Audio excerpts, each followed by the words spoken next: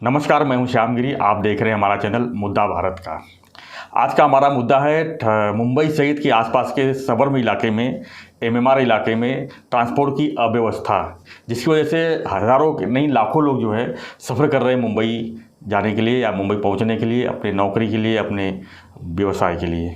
इसी पर चर्चा करने के लिए हमारे स्टूडियो में हमारे साथ में हैं हमारे मित्र वरिष्ठ पत्रकार नवभारत के सूर्य प्रकाश मिश्रा जी। मिश्रा जी, आपका स्वागत है हमारे चैनल में एक बार फिर से। आपको क्या लगता है कि जो ट्रांसपोर्ट व्यवस्था है मुंबई और आसपास के, मुंबई से बाहर के लोगों को, आज की तारीख में हज़ारों लाखों लोगों को जो है मुंबई पहुंचना पड़ता है यहाँ से, जैसे पनवेल है, कल्याण है, डोंबिवली है, थाना है, मीरा भाईंदर है, बेसई है, विरार है। यहाँ से लोगों को जाने के लिए सिर्फ लोकल ट्रेन भी सहारा लेना पड़ता है, जो कि पूरी तरह से दूसरे जो व्यवस्था है जो ट्रांसपोर्ट की, बहुत फेल नज़र आ रहे हैं। इसके लिए क्या होना चाहिए था जो सरकार नहीं कर पा रही है? नहीं, जैसा कि आपने कहा कि ट्रांसपोर्ट व्यवस्था जो है एमएमआर इलाके में फेल नज़र आ रही है। ये बात बिल्कुल सही है कि एमएमआर का इलाका जितनी तेज़ी से बढ़ा है, मैंने इसके पहले भी कई बार कहा है कि एमएमआर इलाका इतनी तेज़ी से फैला है मुंबई के बाहर, इतनी तेज़ी से आबादी बढ़ी, उस हिसाब से जो है संसाधनों की व्यवस्था बिल्कुल नहीं हो पाई। सरकार उसमें अक्षम साबित हुई। रही बात ट्रांसपोर्ट की, तो ट्रांसपोर्ट एक ऐसा सिस्टम है, किसी भी देश में किसी भी जगह के विकास में ट्रांसपोर्ट, स्पेशली जो सार्वजनिक ट्रांसपोर्ट होता है, जो सार्वजनिक वाहन प्रणाली है, यातायात प्रणाली है, वो बहुत बड़ी भूमिका निभाती है। ये सीधे सीधे आम लोगों से इसका जुड़ाव होता है और आम लोग जो है, जैसे बस हुई है, ट्रेन है, बाकी टैक्सी हैं और सुविधाएं, मेट्रो की व्यवस्था जिस तरह से मुंबई में हो रही है, तेज़ी से बढ़ रहा है। हालांकि ये भी बहुत लेट इसकी शुरुआत हुई, जिस तरह से दिल्ली में शुरुआत हुई, उस तरह से अगर मुंबई में इसकी शुरुआत, अब तक मुंबई में 300 किलोमीटर की ये सिस्टम जो है बन जाना चाहिए था, मेट्रो शुरू हो जानी चाहिए थी। अभी तक देखा है मात्र 1 या 2 मेट्रो शुरू हुई है, वो भी 30-35 किलोमीटर के गिने चुने जगहों पे चल रहा है। रही बात सबसे बड़ी व्यवस्था मुंबई एमएमआर का, क्या है, भौगोलिक परिस्थिति ऐसी है कि तेज़ी से दूर दूर का इलाका फैला। जैसे मुंबई से लेकर आप एक तरह से देखेंगे वेस्टर्न सबर्ब में, तो वसई, विरार, नाला सोपारा, पालघर लगभग 150 किलोमीटर दूर है। इधर कसारा, करजत तक है, उधर पनवेल, और इसी बीच में जो विस्तार हुआ है ये एमएमआर रीजन का। लेकिन वहाँ के जो स्थानीय स्वराज्य निकाय संस्थाएं हैं, जैसे महानगर पालिकाएं हैं, उनकी जो ट्रांसपोर्टेशन की व्यवस्था है वो सक्षम होनी चाहिए थी, उनको मजबूती देनी चाहिए थी। आपको सबसे बड़ा उदाहरण मैं ठाणे महापालिका का दूंगा। ये मुख्य द्वार है, प्रवेश द्वार कहा जाता है मुंबई का ठाणे महापालिका। वहाँ ठाणे महानगर पालिका के परिवहन व्यवस्था हालांकि 1989 की है, 87 में पहली बार ये नहीं, 87 में महापालिका का गठन हुआ, एक तरह पहला चुनाव हुआ उसी समय। उसके बाद 89 में इसका एक तरह से हुआ कि 89 में इसको परिवहन चलाया जाए। इस समय 500 से ज़्यादा बसें हैं, उनमें से आप हैरान होंगे कि 35 से 40% बसें ब्रेक डाउन की स्थिति में हैं, मतलब खराब हो जाती हैं, कहीं भी खड़ी हो जाती हैं, कहीं भी उनका ब्रेक डाउन हो जाता है। 500 से ज़्यादा बसें हैं, उसमें कुछ एसी बसें भी हैं, नॉन एसी बसें भी हैं।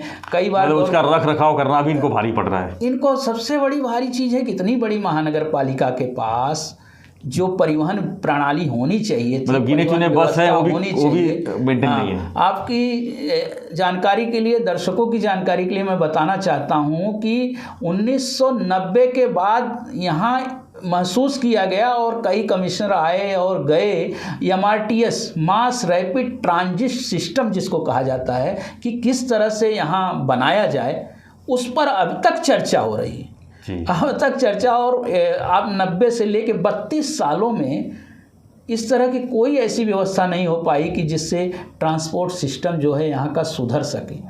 इनकेस अब महापालिकाएं की बसें हैं, 100-150 बसें पुरानी होती हैं, दूसरे तीसरे चौथे साल पाँचवें साल उसके बाद आती हैं। रोड की परिस्थितियां तो जानते ही हैं आप किस तरीके से हैं, तो उसका असर पड़ता है। बाकी परिवहन समिति में किस तरह का कैसे भ्रष्टाचार चलता है, ये लोगों से इस भ्रष्टाचार से हालांकि लेना देना नहीं। आम नागरिक जो है उसको अच्छी परिवहन बस सुविधा मिले, उसको अगर वो चलता है स्टेशन तक पहुंचना है उसको, तो 15 मिनट में घोड़बंदर रोड से वो स्टेशन मिश्रा जी, मेरे ख्याल से थाने सिटी के अंदर महानगर पालिका क्षेत्र के लोग 90% ऐसे लोग हैं जो खाली थाना स्टेशन पहुंचना चाहते हैं या कलवा स्टेशन पहुंचना चाहते हैं, लेकिन वहां से मतलब कुछ किलोमीटर जाने के लिए उनको सोचना पड़ता है बस से जाए कि ऑटो से जाए या किससे जाए कि जल्दी से पहुंचे।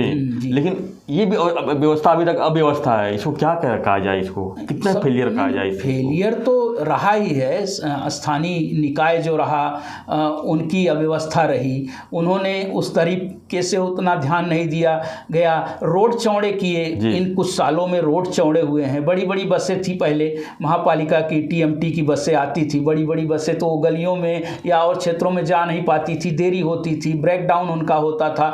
अब छोटी बसें भी लाए बीच में। ऐसा नहीं कि पिछले 8-10 सालों में सुधार नहीं हुआ, 8-10 सालों में सुधार हुआ, लेकिन इतनी तेजी से आबादी भी तो बढ़ी है। उसको देखते हुए लोगों के पास जो है टीएमटी का जो है किराया जो है इतना ज़्यादा है। बेस्ट का किराया बताइए, 5 किलोमीटर बेस्ट चलना है 5 रुपये किराया है, और वहीं 5 किलोमीटर जाना है तो टीएमटी 15 रुपये तक देना पड़ रहा है, 13 रुपया देना पड़ रहा है। आप सोचिए। और एसी बेस्ट जो है एसी सुविधा उपलब्ध करा रही है 5-6 रुपये में और 7 रुपये में, और टीएमटी की जो व्यवस्था है कि 13 रुपये में वो साधारण बस जाने के लिए लोग तैयार हैं, वो पैसा पेड करने के लिए भी तैयार हैं, लेकिन उनको वो सुविधाएं नहीं मिलती। एक घंटा लाइन में खड़े रहते हैं स्टेशन पे लोग, सवेरे शाम इतनी भीड़ होती है।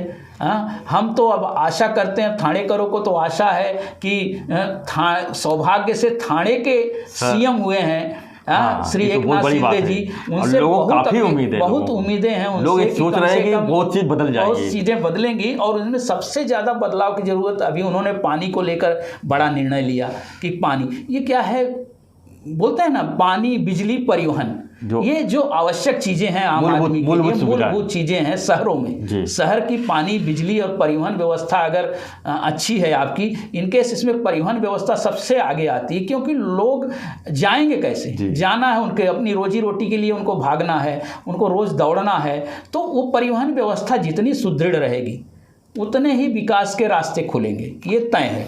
तो यही आशा करते हैं कि भाई अच्छी से अच्छी परिवहन सेवा कम से कम लोगों को उपलब्ध कराई जाए। मिश्रा जी, मैंने कुछ परिवहन के लोगों से बात भी किया। मैंने उनका यह मानना है कि थाने महानगर पालिका क्षेत्र में जो इस समय जो है रोड की हालत इतनी ख़राब है कि उसमें ब्रेक डाउन नई बसों का भी होना मतलब कॉमन है।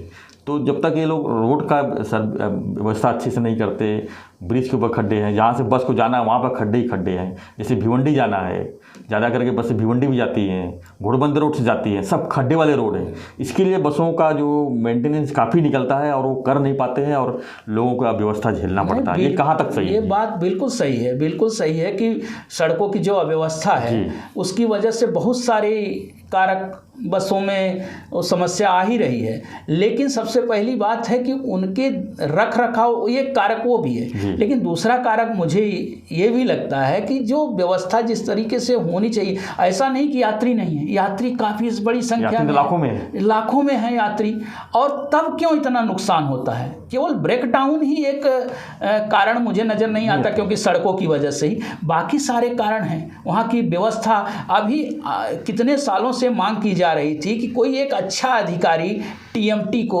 व्यवस्थापन को चलाने वाला चाहिए, आईएएस स्तर का एक, और या तो उस जो क्षेत्र है परिवहन का क्षेत्र है उसका वो पारंगत होना चाहिए, उस क्षेत्र में उसकी जानकारी होनी चाहिए। ऐसा आज तक कोई इनको नहीं मिला कि उसको व्यवस्थित रूप से चला सके। इनके पास तो डिपो भी ठीक से नहीं है, डिपो नहीं है, जहाँ पर कि उसका रख रखाव हो सके। डिपो आज की डेट में 4 डिपो हैं टीएमटी के पास, कम से कम 10 होना चाहिए। हम सिर्फ टीएमटी की की ही बात कर रहे हैं, लेकिन इसके अलावा भी कल्याण महानगर पालिका, मीरा भाईंदर महानगर पालिका, भिमंडी महानगर पालिका, इनके पास उल्लासनगर महानगर पालिका, इनके पास अपनी कोई यातायात व्यवस्था ही नहीं है। थोड़ी बहुत है, उन्होंने शुरू किया है, लेकिन बस वो समझ लीजिए ऊँट के मुंह में जीरे के समान है। मुझे लगता है कि मुख्यमंत्री जी को जितने परिवहन के जो महानगर पालिका में जितनी परिवहन व्यवस्था है उनको मजबूती देनी चाहिए अपनी सरकार राज्य स्तर पे। आपको बता दें सर कि इसके पहले एक संयुक्त परिवहन व्यवस्था की भी मांग उठी थी कि एमएमआर में एक संयुक्त परिवहन व्यवस्था लागू की जाए। जैसे बेस्ट कितनी सेवा देगा, बेस्ट मुंबई को अच्छी सेवा दे रहा है, मुंबई कम है, मुंबई में तो ऑलरेडी इतना लोड है। मुंबई को 30 से 35 लाख यात्री बेस्ट को मिलते हैं, बिल्कुल मिलते हैं। बेस्ट के बेड़े में आज 3,500 से ज्यादा बस आज बीएसटी देखा जाए तो नवी मुंबई, ठाणे, मीरा भाईंदर सब जगह चल रही है, लेकिन कितना लोड लेगी, यहाँ तक आती है। ठाणे महानगर पालिका की कुछ सेवाएं भिमंडी को मिली हैं, भिमंडी को मिलती हैं, मीरा भाईंदर को मिलती हैं, यहाँ तक कि वसई विरार तक जाती थी। लेकिन पहले अपने क्षेत्र में जो व्यवस्था होनी चाहिए परिवहन की, जो लोगों की आवश्यकता है, उसको ही पूरा नहीं कर पा रहे हैं ये। मिश्रा जी, एक और सवाल है कि इन्होंने कई बार जो है ट्रांसपोर्ट सुधारने के लिए बस के अलावा, जैसे इन्होंने पहले सन 2000 में रिंग रेल का भी प्रोजेक्ट लाया था, वो चला गया वापस। उसके बाद अभी लाया है मेट्रो, भूमिगत मेट्रो जो है थाना स्टेशन से राउंड अप में, मतलब रिंग रेल की तरह जो है वो भी प्रोजेक्ट है, भूमिगत रेलवे जो है चलाने के लिए, कलवा से लेत होते हुए वागले और बाकी घोड़बंदर से होते हुए। ये सब खाली प्रोजेक्ट पेपर पे ही क्यों दिखते हैं ये प्रोजेक्ट पेपर पे? इसका एक कारण मुझे जहाँ तक समझ में आता है सर कि प्रोजेक्ट तो बनते हैं लेकिन ये करोड़ों खर्चे, बनाने में करोड़ों में खर्चे होते हैं, लेकिन उसके एग्जीक्यूशन में भी तो करोड़ों रुपए लगते हैं जी। आज मेट्रो का, अगर मेट्रो की ही व्यवस्था अगर कर रहे हैं, अच्छी बात है, अगले कई सालों तक वो अच्छी व्यवस्था रहेगी, प्रदूषण विरहित व्यवस्था रहेगी, लेकिन उनमें 15-15 हज़ार करोड़ रुपए आप लगा रहे हैं। अगर वो जिसको बोलते हैं ना विकेंद्रीकरण, अगर शहर की आंतरिक परिवहन व्यवस्था को अगर दुरुस्त करना है तो यहाँ छोटे बसों की आवश्यकता है, छोटी बसों की आवश्यकता, इलेक्ट्रिक बसों की आवश्यकता है। मेरे ख्याल से अच्छी सड़क देके और अच्छी सड़क परिवहन देके तो काफी कुछ सुधारा जा सकता है। अच्छा संचार का मतलब यही हुआ ना, अच्छे परिवहन। आज की तारीख में 2 से 4 किलोमीटर चलने के लिए लोग घंटों इंतजार करते हैं, रेंग रहे हैं, बसें रेंग रही है, ऑटो रेंग रही है। ऑटो की भी इतनी समस्या है, सब सवेरे शाम मिलते नहीं हैं। मैं ऑटो पर कुछ ज़्यादा नहीं बोलना चाहता कि ऑटो वालों की अपनी अपनी समस्याएं हैं, उनकी भी अपनी समस्याएं हैं, उन पर भी पुलिस कार्रवाई करती है, जो भी है। बहुत सारे यहाँ तक कि हजारों की संख्या में अवैध रूप से ऑटो चलते हैं, ठीक है, लेकिन लोगों की व्यवस्था है, लोगों को चलना है, लेकिन उनकी भी तो अपनी, लेकिन एक अच्छी वितरण, अच्छी सार्वजनिक परिवहन प्रणाली रहेगी तो एक नहीं, जब ऑटो पे डिपेंड रहा है तो परिवहन किस लिए? अब परिवहन जरूरी है, परिवहन जरूरी है। एक साथ 40-40, 50-50 लोग, 40-40-50-50 लोग जा सकते हैं उस पर, और प्रदूषण नहीं होगा, कम से कम प्रदूषण होगा। अभी इलेक्ट्रिक बसों को भी, छोटी बसें लाइए। बीच में ठाणे महापालिका ने देखिए महिलाओं के लिए स्पेशल बसें, उन्होंने कितनी अच्छी बसें हैं, छोटी बसें हैं, मिनी बसें हैं। महिलाएं के लिए कहाँ चल पाया? अब तो कॉमन हो गया है, वो पुरुष चल रहे हैं। भाई जरूरी है, वो कहते हैं हमारा घाटा हो रहा है। घाटा कैसे नहीं होगा? घाटा कैसे ही नहीं होगा कि जब उसको व्यवस्थित, उसकी रूट, उसका जब जरूरत हो महिलाओं के लिए तो महिला को ले चलाओ, सबके लिए चलाओ। महिलाओं के लिए स्पेशली थी तो पुरुष भी चल रहे हैं, अब जरूरत भी है उसकी, जब कम है तो स्वाभाविक है। मुझे ये नहीं समझ में आता घाटा कहाँ से होता है। घाटा मतलब इतनी बसों की जरूरत है, यात्री इतने प्राइवेट बसें जो है 10-20 किलोमीटर चला के 10 रुपए में पैसेंजर को लेके जा रहे हैं, उनको घाटा नहीं हो रहा है। यहाँ तक कि वो पुलिस को हफ्ता भी देते होंगे, ऐसे तो चल नहीं पाएंगे। बिल्कुल मतलब वो पुलिस को भी दे के और सब कुछ करके अगर 10 रुपए में आपको मतलब फायदे में चल सकते हैं तो इनको 13 रुपए में 4-5 किलोमीटर के लिए बिल्कुल ये समझा जा सकता है, बहुत बड़ा अंतर है, बहुत बड़ा अंतर है कि कॉमन में तो समझ सकता है ना कि घाटा हो रहा है कि कुछ और हो रहा है। हाँ, कुछ और हो रहा है, कहाँ पानी रिस रहा है। तो ये सारी चीज़ें हैं, इस पर बहुत तरीके से लोगों को लेकर, मतलब जो पारंगत लोग हैं इस पर, इस क्षेत्र के, उनको लेकर बैठने की ज़रूरत है, उनसे सुझाव लेने की ज़रूरत है, उस सुझाव के अनुसार कार्य करने की ज़रूरत है। धन्यवाद मिश्रा जी। तो हम अब चर्चा कर रहे थे कि मुंबई और आसपास के इलाकों में जो उपनगर है वहाँ पर परिवहन व्यवस्था जो पूरी तरह से अव्यवस्थित है उसको कैसे ठीक किया जा सकता है। तो आपको हमारा वीडियो कैसा लगा हमें जरूर कमेंट बॉक्स पे लिखिए, और वीडियो पसंद है लाइक से सब्सक्राइब करना ना भूलें। धन्यवाद।